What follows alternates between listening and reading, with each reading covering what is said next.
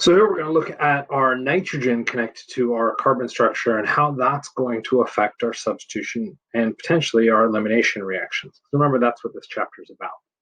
So if we're going to put a nitrogen on our carbon chain, what we want to do is think about that chemistry. What chemistry is available to that individual species? So to address that, we need to look at its reactivity. First and foremost, it does have that lone pair, which means that nitrogen could act as a nucleophile and or a base. It is electronegative, so we might consider that the electrons get pulled away from either the hydrogen or the nitrogen. However, it isn't electronegative enough, and it turns out that that balance, and this is one of those kind of tricky things, that balance of electronegativity isn't there to support that, and what ends up happening is that the nitrogen isn't a good enough leaving group, okay, so, or stable negative charge, which means we don't get access to that hydrogen being acidic, and we certainly don't get access to the carbon being electrophilic, which means this structure really only leaves us with that nucleophilic or basic characteristics. And if you have to move into biochemistry, that basic characteristic of nitrogen is going to become problematic because that really dictates a lot of its standard chemistry. But it does have some nucleophilic character, and because it is a nucleophile, it could potentially get used in substitution. If we consider reactions to enhance or stifle that chemistry, if we wanted to make it act as a base, we could throw in an acid. If we wanted to make it act as a nucleophile, we could throw in an electrophile. So deciding which of those chemistries wins really comes down to the reagent that we're going to see. Because acid-base chemistry is boring, let's look at substitution. So let's make it act as a nucleophile. So to go ahead and do so, we need to throw in an electrophile, and what we would see is a reaction similar to this. Our nitrogen, being a decent nucleophile, would backside attack in this case, ejecting that bromide leaving group. We'd get an acid-base reaction happening, so we need two equivalents of ammonia to allow this reaction to occur. That's going to deprotonate the forming ammonium ion. That species there is our ammonium ion. And because it is now acidic because of that hydrogen, that's where our free-floating leftover ammonia will come in, deprotonate, and we'd be left with the primary amine. And there we go. We'd say we've run a substitution. But it's second semester, and because it's second semester, nothing should be looked at just face value, and we should dig a little bit deeper. So let's dig a little bit deeper. Let's compare our starting amine to the ending amine, because really the functional group is still the same. It's an amine, either with hydrogen or with carbon connected to it. So that's really our difference. We're looking at hydrogen being connected to it to start with versus carbon being connected to it to end. And well, why does that matter? Well, what is the difference between carbon and hydrogen? Carbon has more electrons. If it has more electrons, there are more electrons potentially being shuttled towards that nitrogen, which means that nitrogen, in particular, that lone pair, becomes more active than the starting material. Why does that become important? Well, the reaction runs once, and we now make a more active species than we started with, which means the more active species now reacts.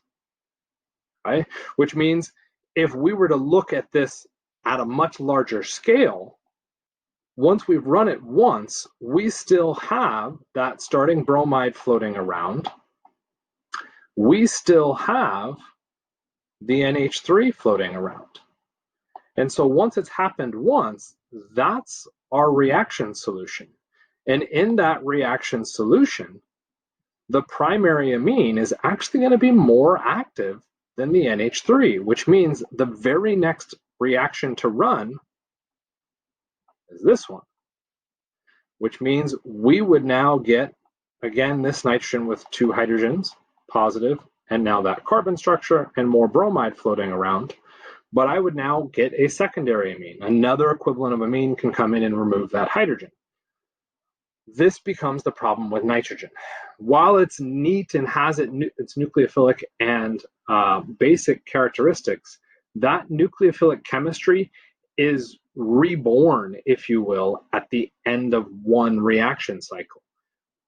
And not only reborn, it's more active than it started, which then means this is a horrible synthesis. We're not going to be able to make primary, secondary, or tertiary amines. They just aren't going to work. So if we tried to run this reaction, even with one equivalent of ammonia, what we end up with is this massive difference in products. And that 57% for our primary amine isn't a horrible yield, right? And it's definitely not great, okay? But that 57% isn't great, but it's also not horrible. What makes this reaction particularly horrible isn't that that's a 57%, but that this 24% and this 3% have virtually identical chemistry to the primary 57% yield.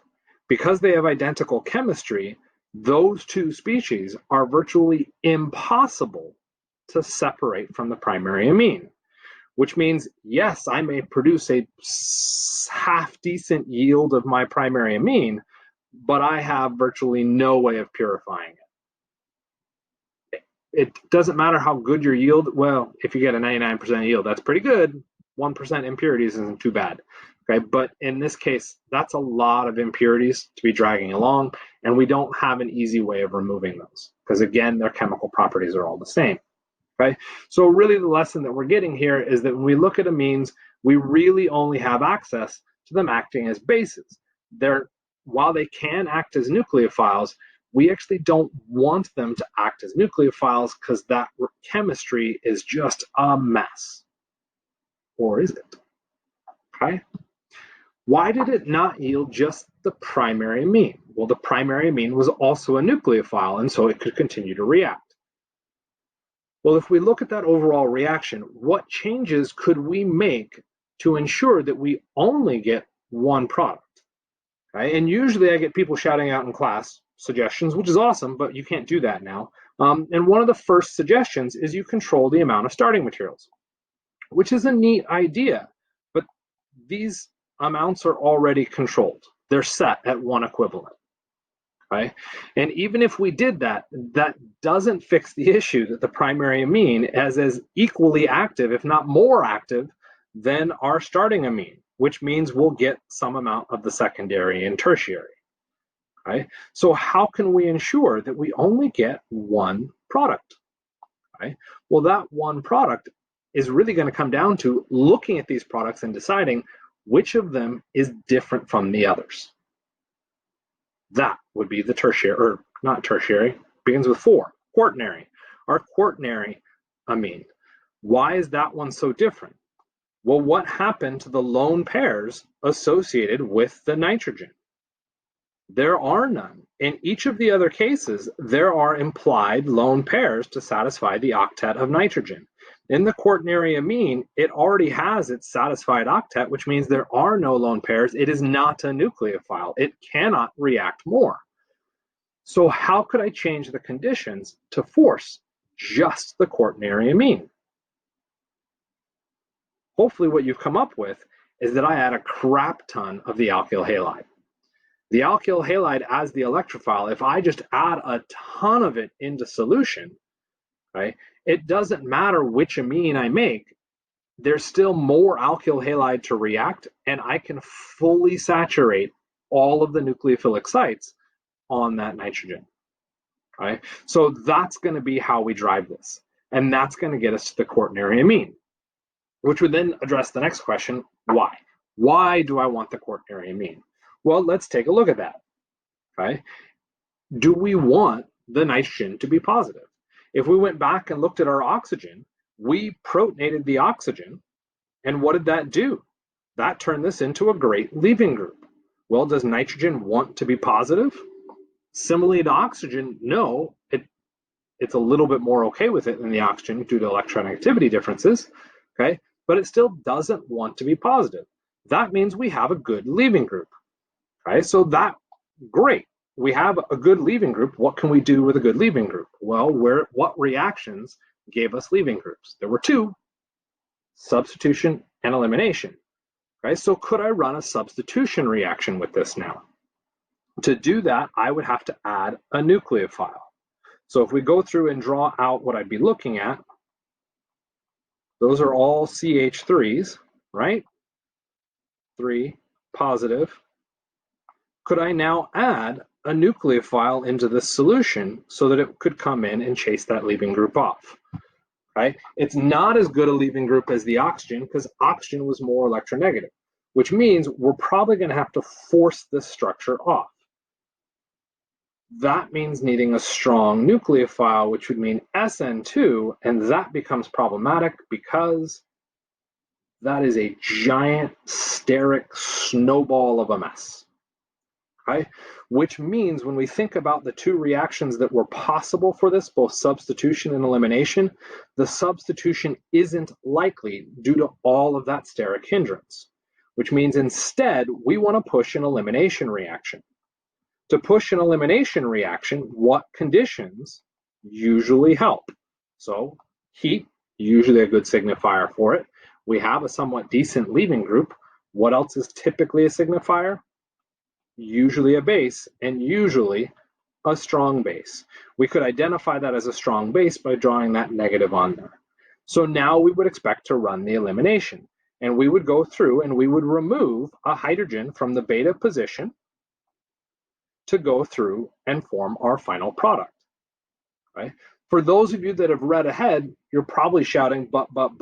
For those of you that remember elimination reactions and remember that when we run an elimination reaction, we have to be aware of all of the beta hydrogens, should also be screaming, but. Right? Which just sounds stupid the more I say it. It sounds like everything I say. So our base could have equally removed a hydrogen from out here, which means we get two potential products. And so this is where we should again reflect back to what we've learned about elimination in the past, and we should acknowledge that the purple one is more stable, and because it is more stable, it should be the more likely product, right? It should be thermodynamically favored. That's a loaded word, isn't it? Right? The green one is less stable and therefore less likely to form. Okay? However, when we run this reaction, what do we see? We get the less stable product. And that is exceptionally weird. Right? Why does that happen? Right? If we think back to elimination, you might hear that referenced as the anti-Zaitsev product. Right? A good colleague of mine in our tutoring center has said that that anti-Zaitsev is probably a bad word because anti has lots of other connotations, and it's probably better to remember this as not Zaitsev so that you don't get the anti involved in this. We're going to get the anti involved in a second, but remembering the overall reaction is not Zaitsev is probably a better way to memorize this. So because it's not doing what we expect it to do, of course it gets named. And this type of elimination is known as the Hofmann elimination, which I'm probably going to misspell because I can't remember how many F's and N's are supposed to be in there. Right? And what this is effectively saying is that we get the least favored or the least stable product forming out of this. Right? And we don't just get to name it because something happened when it shouldn't have, or we get an unexpected result. We also have to be able to explain why it did that. And that becomes much more challenging. Okay, so what we're going to do is look at another drawing. And in this case, what you might notice is in this explanation, we have to move to Newman projections. And our textbook has done a really good job illustrating this. But that's not easy to see. This is why you should pull out your model kits so that you can try and visualize this. And I'm going to attempt to do this with my model kit so that you can see what's happening. If we're looking at these reactions, okay, so let's kind of animate this, or not animate, but color it out. Green 1, 2, or purple 2, 3. When we look at the green one, we're doing our elimination with a hydrogen here. I'm doing the purple one, we're eliminating with a hydrogen here. Because it is an E2 elimination, we have to be concerned about the complications of the E2. And the big complication of the E2 mechanism is that we have to be anti-periplanar. Right? Which means when I go through and look at this structure, the hydrogen has to be anti to the leaving group. Right? That is a requirement for the E2 reaction to happen. So if we go through and look at the drawing that we've got down there, that's what I'm attempting to show. Note that our leaving group, that nitrogen, is aimed upwards, and the hydrogens I've drawn are aimed downwards. This gets a whole nother layer of complexity behind it because that carbon at position 2 is a stereocenter, and so we should really draw this out a little bit differently. And I'm just going to say that that nitrogen is aimed, and I have to align my structure that I'm going to play with here in a second, wedged, and hopefully I did this right. Okay. And there are my CH3s. We've got the hydrogen aimed down. Note there are 2 more hydrogens out there, which I wish I could kind of ghost, but those aren't relevant. What we're concerned about is this one. And actually, we got to get a little bit more specific, so I'm not going to say that one yet. And then we also have these hydrogens. If we have to be in that anti-alignment, we have to be concerned with drawing our structure correctly and ensure that to be anti, that hydrogen has to be dashed away. So if it is dashed, this hydrogen's coming at us, and then that hydrogen's in the plane of the paper. If we go through and look at the other side, this hydrogen must be dashed, this one must be wedged, and now we could run our elimination. And you might say, well, I don't see anything that would necessitate why that would be important. Okay? Unfortunately, for me to show you the image, okay, or the kind of the model kit, I have to get rid of the drawing. So the drawing's about to disappear, and hopefully what I can do is also live, wait, look at that, make my picture a little bit bigger. And so if we were to go through and look at that model kit, or our model, I believe I've got this drawn out correctly. So there's our butane, okay? There's the nitrogen atom aimed at you. I do apologize for the silver atom there. Don't stress about that one. Here are green hydrogens. That would have been nice to color code on these. Here are our purple hydrogens, okay? So what we want to do is ensure that our hydrogens are anti. So if we go through and look at this, we're going to say, well, isn't this hydrogen, our purple one, anti to the nitrogen? Well, to see that, we would have to turn the model. There's our nitrogen. I'll go ahead and hold my hand on it. And there's the purple hydrogen back here. Are those anti? No, to be anti, it would have to be here. It's kind of hard to do in the camera. Okay? What we should now realize is now we can do the elimination, but now we also have to consider something else. We have to consider what we learned about Newman projections. Okay? And actually, I just realized, let's not worry about that. We have to worry about Newman projections. Is this Newman projection a low energy Newman projection? So what type of projection are you looking at? Well, we've got where my amine is, that's a group hanging off, and then we have that 4th carbon in the butane chain up here. Those are on the same side. These are definitely eclipsed, staggered, but those 2 groups are very close to each other. And since they're the largest groups, that group wants to rotate as far away as possible and become anti to it. The instant it does so, what happened to those purple hydrogens? They're no longer anti to the leaving group. And because they're no longer anti to the leaving group, what happened to the success of our elimination? Well, it can't eliminate, right? So if we were to form the purple, more substituted structure, we would have to move to a very high energy intermediate.